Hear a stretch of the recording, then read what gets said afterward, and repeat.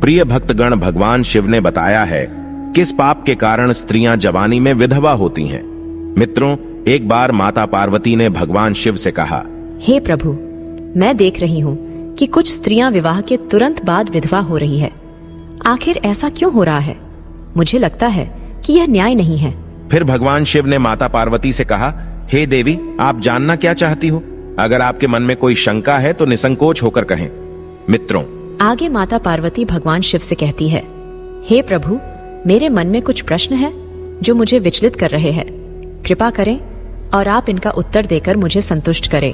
फिर भगवान शिव कहते हैं, हे देवी पार्वती, अपने प्रश्न मुझे बताओ, मैं तुम्हें उनके उत्तर देकर तुम्हें पूरी तरह संतुष्ट करने का प्रयास करूंगा। पूछो गौरी, क्या है तुम्हारे प्रश्न? तब माता पार्वती ने कहा, प्रभु, मेरा पहला प्रश्न है कि कौन सी स्त्री विवाह होने के बाद ससुराल जाते ही विधवा हो जाती है। मेरा दूसरा प्रश्न है कि किस पाप के कारण स्त्रियों को जवानी में विधवा होना पड़ता है।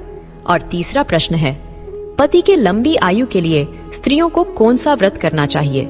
मित्रों, तब मुस्कुराते हुए भगवान शिव कहते हैं, हे गौरी, मैं तुम्हारे इन सारे प्रश्नों के उत्तर एक छोटी सी कथा के माध्यम से दूंगा, मगर मेरी एक शर्त है। मैं तुम्हें जब तक कथा सुनाऊं, तुम्हें इस कथा को पूरे ध्यान से और अंत तक सुनना होगा, क्योंकि आधी अधूरी कहानी सुनने से अधूरा ज्ञान प्राप्त होता है जो जीवन में कभी काम नहीं आता। तो मित्रों, कथा आरंभ करने से पहले हमारा आपसे निवेदन है कि इस कथा को पूरा ध्यान से सुने और चैनल को सब्सक्राइब अवश्य करें। मित्रों, फिर भगवान शिव कहते हैं, हे देवी पार्वती, यह कथा मेरे प्रभु और भक्त भगवान श्री हरि विष्णु के एक अवतार की है। तो सुनो, एक ब्राह्मण था जो पूर्व जन्म में एक क्षत्रिय था जिसका नाम सुधर्मा था। उसके माता पिता नहीं थे। वह अकेला अनाथ ही एक साधु के साथ पला पड़ा और शिक्षा ग्रहण करने के बाद राज्य सेवा में सैनिक का काम करने लगा। अभी तक उसका विवाह न होने के कारण उसकी कोई संतान भी नहीं थी। वह जो कुछ भी धन कमाता था वह उसे सेना के भंडार में जमा कराता था। मित्रों, फिर एक दिन वामन नामक युवक उसी सेना में भर्ती हुआ। मित्रों, मुस्कुराते हुए भगवान शिव कहते हैं, हे गौरी, पहले ही दिन वामन सुधर्मा के साथ दोस्ती करता है। फिर जब उनकी दोस्ती और रिश्ते मजबूत हो जाते हैं, तब वामन एक दिन सुधर्मा से कहता है, देखो भाई सुधर्मा, तुम्हारे पास जो संचित धन है वह उतना ही रहेगा। अगर तुम वह धन मुझे दे दो तो मेरे पिताजी एक व्यापारी हैं, हम इसे व्यापार में लगा देंगे और जो भी मुनाफा होगा तब मैं तुम्हें तुम्हारा धन ब्याज सहित वापस कर दूंगा, और जब भी तुम्हें धन की आवश्यकता हो उस समय तुम मुझसे मांग लेना। मित्रों, फिर भगवान शिव कहते हैं, हे देवी पार्वती, इस तरह सुधर्मा ने अपना सारा धन वामन को व्यापार में लगाने के लिए दे दिया। फिर वामन उस धन को व्यापार में लगा देता है। व्यापार में सफलता मिलने लगी और वृद्धि होने लगी, और कुछ ही समय बाद वामन ने सेना को भी छोड़ दिया। ऐसे ही धीरे धीरे समय बीतता गया। पर एक दिन जब सुधर्मा ने अपना धन वामन से वापस मांगा, तब वामन ने उसे कुछ दिनों का बहाना लगा दिया। फिर वामन अपने घर जाकर सोचने लगा कि अगर मैंने सुधर्मा को धन वापस दे दिया तो मैं क्या करूंगा, मेरा व्यापार तो बंद हो जाएगा। फिर कुछ दिनों के बाद वामन को पता चलता है कि सेना में लड़ाई शुरू हो गई है। दूसरे राज्य के लोग इस राज्य पर हमला कर रहे हैं और सुधर्मा उनसे डट के मुकाबला कर रहा है। मित्रों, मुस्कुराते हुए भगवान शिव कहते हैं, हे गौरी, तब वामन ने सोचा कि यही सही मौका है सुधर्मा को ठिकाने लगाने का। तभी वामन सेना के सरसेनापति के पास जाता है और उन्हें कहता है कि आप सुधर्मा का काम तमाम कर दीजिए, मैं आपको बहुत सारा धन दूंगा। धन का लालच पाकर सरसेनापति भी वामन के साथ मिली भगत करता है, और अगले ही दिन सरसेनापति को सूचना मिलती है कि 100 दुश्मन सैनिक जंगल की तरफ से हम पर आक्रमण करने वाले हैं। सरसेनापति सुधर्मा को अपने पास बुलाते हैं और कहते हैं, हे सुधर्मा, जंगल की तरफ से 2 खुफिया दुश्मन हमारी तरफ आ रहे हैं, तुम जाओ और उनका संहार कर दो। मित्रों, फिर भगवान शिव कहते हैं, हे देवी पार्वती, सरसेनापति सुधर्मा को 2 दुश्मनों का झांसा देकर सुधर्म को 100 दुश्मनों की सेना के सामने भेज देता है। जैसे ही सुधर्मा जंगल में प्रवेश करता है तो उसे पता चलता है कि यहां दो दुश्मन नहीं, बहुत ज्यादा दुश्मन हैं। फिर भी सुधर्मा उन पर आक्रमण करता है और एक एक कर 50 सैनिकों को मौत के घाट उतार देता है। फिर भी सुधर्मा उन दुश्मनों से डरता नहीं है और डटकर उनका मुकाबला करता है। तभी 10 सैनिक पीछे से सुधर्मा पर हमला करते हैं और सुधर्मा वीर गति को प्राप्त हो जाता है। मित्रों, भगवान शिव कहते हैं, हे देवी पार्वती, अपने मित्र के द्वारा धोखा देने से सुधर्मा वीर गति को प्राप्त हो गया। जब वामन को पता चला कि सुधर्मा मारा गया तो वामन बहुत खुश हुआ। वामन के मन में यह ख्याल आया कि अब उसे किसी को भी अपने धन को वापस देने की चिंता नहीं करनी पड़ेगी और यह सारा धन उसके व्यापार को बढ़ा देगा। दूसरी तरफ सुधर्मा के कोई भी रिश्तेदार नहीं थे जिसे वह धन को वापस कर सके, इसलिए वह धन को देखकर बहुत ही प्रसन्न था। अब समय धीरे धीरे बीत रहा था। कुछ ही दिनों के बाद वामन के घर में एक लड़का पैदा हुआ। फिर वामन की खुशियों का कोई ठिकाना नहीं था। वह बार बार भगवान को धन्यवाद देने लगा और कहता है, प्रभु आपकी अत्यंत कृपा है, मेरे पास अब खूब धन है, बड़े बड़े कारोबार भी हो चुके हैं और धन लेने वाला सुधर्मा भी मर गया। अब वामन बहुत खुश था और वामन मन ही मन में विचार करने लगा कि अब मैं अपने बेटे को बहुत पढ़ाऊंगा, क्योंकि वह शिक्षा पाकर काबिल समझदार व्यापारी बनेगा। उसने अपने बेटे का नाम श्यामा रखा था। मित्रों, भगवान शिव कहते हैं, हे देवी पार्वती, जब श्यामा जवान हुआ तो उसने खूब पढ़ाई की और वामन ने उस पर खूब सारा धन भी खर्च किया। फिर एक दिन श्यामा अपनी शिक्षा पूरी कर घर वापस आया तो वामन ने सोचा कि अब मेरा बेटा पर लिखकर तैयार हो गया है, वह बड़ा भी हो गया है और अब श्यामा मेरा सब कारोबार भी संभाल लेगा। अब हमें श्यामा का विवाह कर देना चाहिए। मित्रों, वामन का बेटा श्यामा विवाह के योग्य होता है। उस समय उस नगर में सभी लोग खुशी से अपना जीवन व्यापन करने लगे थे। फिर एक दिन की बात है, एक बड़ा बलवान कुरूप दिखने वाला विशाल काया वाला राक्षस आकर राजा के राज्य में पहुंच गया। उसने कई लोगों को मार डाला था। तब राजा और उसके सैनिक उस राक्षस को मारने के लिए निकले, लेकिन राक्षस ने सैनिकों को भी मार दिया और राजा को बंदी बना लिया। मित्रों, भगवान शिव कहते हैं, हे देवी पार्वती, जब राक्षस ने राजा को बंदी बना लिया तो रानी बहुत परेशान तथा अपने पति के लिए बहुत दुखी हो गई। फिर एक रात में वह चुपके से उस राक्षस की गुफा में गई और रानी ने राक्षस से कहा कि तुम्हें क्या चाहिए, तुम मेरे पति को छोड़ दो, तुम्हें जो चाहिए वह मैं अवश्य दूंगी। जब रानी राक्षस से अपने पति के प्राण लौटाने की भिक्षा मांगने लगी, तब राक्षस ने कहा, यदि तुम रोज मेरे भोजन के लिए एक मनुष्य को मेरी गुफा में भेज दोगी, तभी मैं तुम्हारे पति को जीवन दान दूंगा। फिर रानी ने उस राक्षस की बात को स्वीकार किया और फिर रोजाना एक व्यक्ति उस राक्षस के लिए उसकी गुफा पर भोजन के लिए जाने लगा। इस तरह और कुछ दिन बीत गए, लेकिन एक दिन राजा के लोगों ने कहा, महाराज, इस तरह से हमारी प्रजा धीरे धीरे समाप्त हो जाएगी। हमें इस राज्य को बचाने का कोई उपाय ढूंढना होगा। अपने मंत्री और प्रजा की बातों को मानकर राजा ने यह ऐलान किया कि अगर कोई इंसान उस राक्षस को मार देगा तो उससे मैं अपनी बेटी राजकुमारी से विवाह करवा दूंगा और उसे राज्य का उत्तराधिकारी भी बना दिया जाएगा। उसके बाद यह समाचार कई राज्यों के राजकुमारों तक पहुंचा दिया गया, लेकिन सभी राजकुमार उस राक्षस के द्वारा मारे गए। जब यह सूचना वामन को पता चली कि जो भी उस राक्षस को मार देगा उसके साथ में राजा की बेटी का विवाह होगा और उसे राज्य का उत्तराधिकारी भी बना दिया जाएगा, फिर क्या था, वामन लालच में आ गया और उसने सोचा कि मेरा बेटा श्यामा यह काम कर सकता है, जो कि युद्ध कौशल में निपुण है। यदि उसने राक्षस को मार दिया तो उसे राज्य भी मिल जाएगा। तभी वामन अपने बेटे श्यामा के पास जाता है और उसे सारी बात बताता है और श्यामा भी राजकुमारी से विवाह की बात सुनकर तुरंत तैयार हो जाता है। मित्रों, भगवान शिव कहते हैं, हे देवी पार्वती, श्यामा सीधे राजा के पास गया और राजा से कहा, हे राजन, मैं उस राक्षस को मार दूंगा, बस आप मुझे इतना बताइए कि वह रहता कहां है। फिर राजा श्यामा को उस राक्षस की गुफा का पता बताते हैं। गुफा का पता मिलते ही श्यामा जंगल की तरफ निकल पड़ा।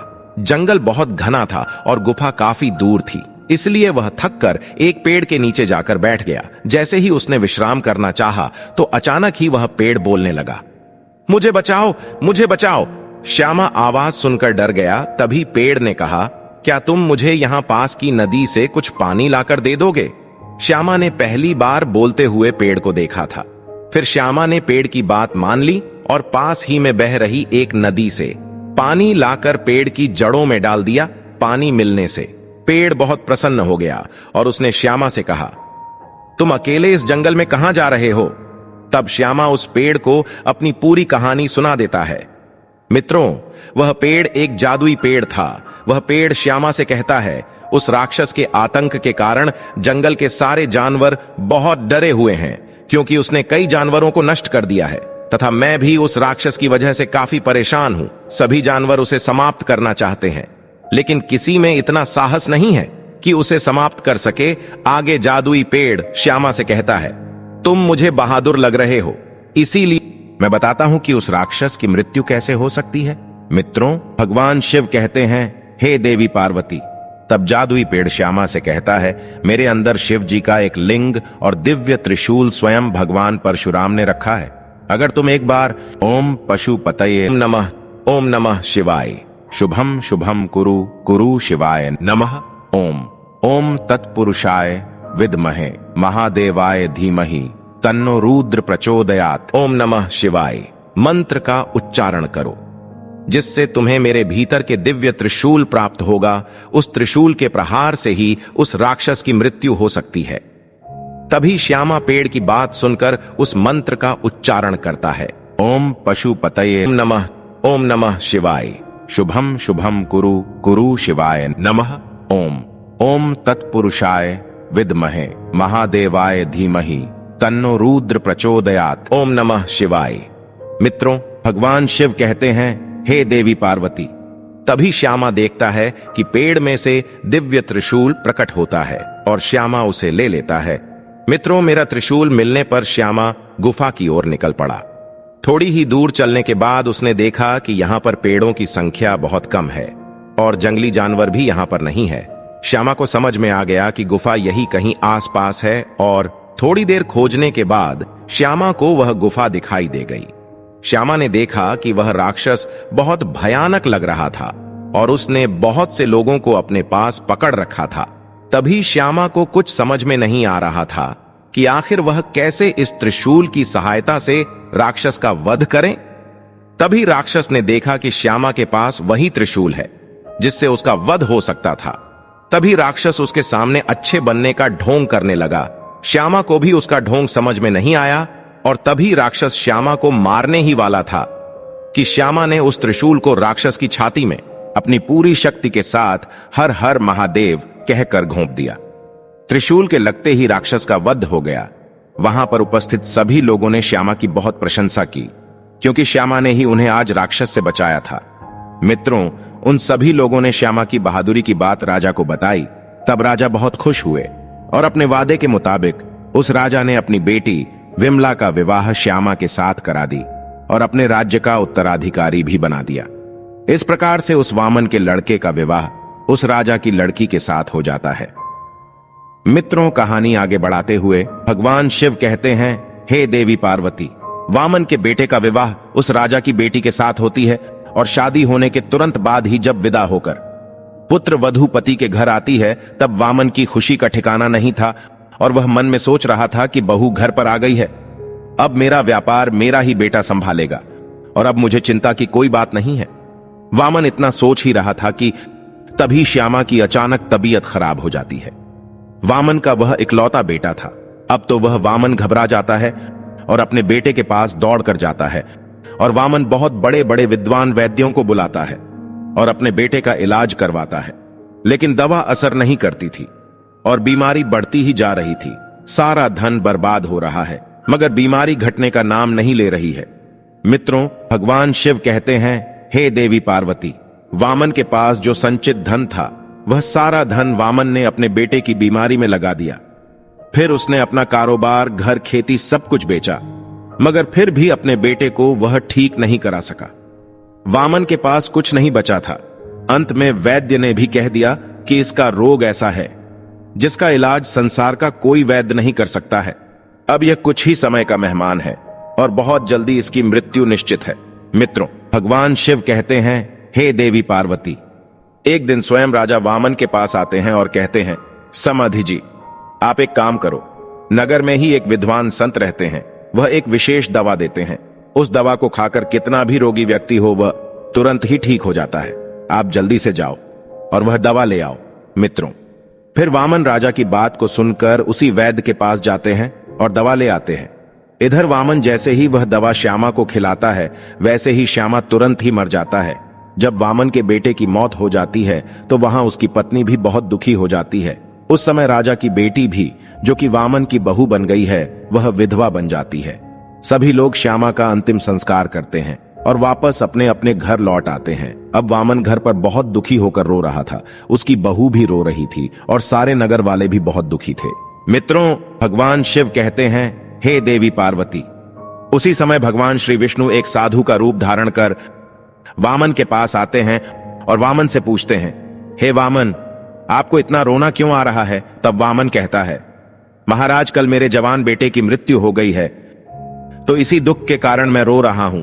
अब मैं कैसे ना रो, आप ही बताए। तब विष्णु पुनः पूछते हैं, लेकिन आप खुद क्यों रो रहे हैं? वामन कहता है, अरे महाराज, मेरा बेटा मर गया है तो मैं कैसे ना रो। फिर विष्णु वहीं खड़े रहकर कहते हैं, पर आप उस दिन तो बहुत खुश थे। तभी वामन कहता है, महाराज, किस दिन? तब साधु कहते हैं, जब आपने अपने कारोबार के लिए सुधर्मा से धन लिया था और सुधर्मा की मृत्यु होने पर आप खुश थे। जब आपका मित्र सुधर्मा मारा गया था तब आपने सोचा था अब आपको किसी को धन नहीं देना पड़ेगा और आप बहुत अमीर हो गए हैं। सुधर्मा ने तुमसे कितनी बार अपने धन को वापस मांगा था, लेकिन तुम तब तक उसे बहाने बनाते रहे जब तक कि तुमने उसे मरवा न दिया हो। यह बात सुनकर वामन हक्का बक्का रह गया। तब साधु कहते हैं, उस दिन भी तुम्हारी खुशी का ठिकाना नहीं था, तुम्हारे पैर जमीन पर नहीं पड़ रहे थे। हे वामन, एक बात बताओ, जब तुम इतनी बार खुश हुए थे तो थोड़ा सा दुख होने पर रो क्यों रहे हो? फिर श्रीहरि ने वामन को उत्तर दिया, अरे सेठ, अब मेरी बात को ध्यान से सुनो। ये वही सुधर्मा था और अपना धन वापस पाने के लिए तेरे घर में तेरे ही बेटे के रूप में आया था, जिसका धन तूने अपने कारोबार में लगाने के लिए उधार लिया था। जब यह पुत्र के रूप में तेरे घर में आया तो तूने उसके शिक्षा में खर्च किया, उसके श्रृंगार में खर्च किया, उसके विवाह में भी खर्च किया, और फिर जो भी तेरे पास बचा था तूने उसकी बीमारी में धन खर्च किया। लेकिन अंत में तेरे पास सिर्फ 2 कौड़ी ही बची, वह भी राजा से उधार लेने के बाद तूने फिर उसी 2 कौड़ी की दवा लेकर आया था, जिसे खाकर तेरे बेटे की मौके पर मृत्यु हो गई। अब समझ ले कि तेरे कर्मों का फल मिला है। मित्रों, भगवान शिव कहते हैं, हे देवी पार्वती। वामन साधु से कहता है, लेकिन मुझे बताओ, मेरे घर में जवान पुत्र वधू थी, उसको जवानी में धोखा क्यों मिला और विधवा बनाया गया? आप बताओ, उसके साथ ऐसा क्यों हुआ? उसने कैसे सुधर्मा के साथ धोखा किया था? उसके क्या गुनाह थे जो उसे विधवा बनना पड़ा?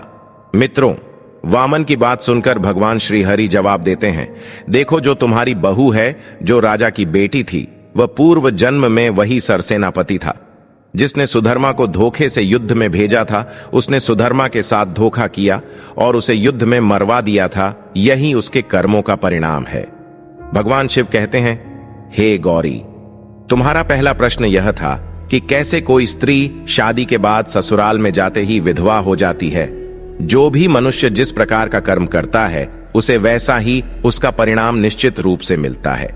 जब एक महिला अपने पसंदीदा साथी को पसंद करती है, चाहे वह कैसे भी हो, और फिर वह उसे धोखा देती है, उसे ठगती है और अपने धर्म का पालन नहीं करती है, तो यह निश्चित है कि यदि वह किसी को बचपन में धोखा देगी तो उसे बचपन में ही धोखा मिलेगा। यदि वह जवानी में धोखा देगी तो वह भी जवानी में ही धोखा पाएगी।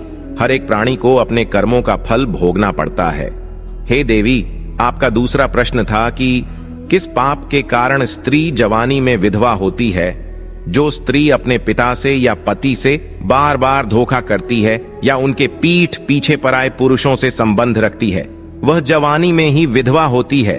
हे देवी, आपका तीसरा प्रश्न था कि कौन सा व्रत करने से स्त्री के पति की आयु लंबी होती है। तो ध्यान से सुनो, जो भी स्त्री हर सोमवार को शिवलिंग की पूजा करती है, जल चढ़ाती है और नित्य पति की सेवा करती है, उसका पति लंबी आयु पाता है। और जो भी स्त्री मनवांछित पति की कामना करती है या मनवांछित फल को पाना चाहती है, उसे हर दिन शिवलिंग पर जल चढ़ाना चाहिए और जल देते समय 21 बार इस मंत्र का जाप करना चाहिए। ओम पशुपतये नमः। ओम नमः शिवाय। शुभम शुभम कुरु कुरु शिवाय नमः। ओम ओम तत्पुरुषाय विद्महे महादेवाय धीमहि तन्नो रुद्र प्रचोदयात्। ओम नमः शिवाय। तो मित्रों, आशा करते हैं आपको यह कथा अवश्य ही पसंद आई। तो वीडियो को लाइक करें और कमेंट में सच्ची श्रद्धा से ओम नमः शिवाय जय श्री हरि अवश्य लिखें। आप सभी का धन्यवाद।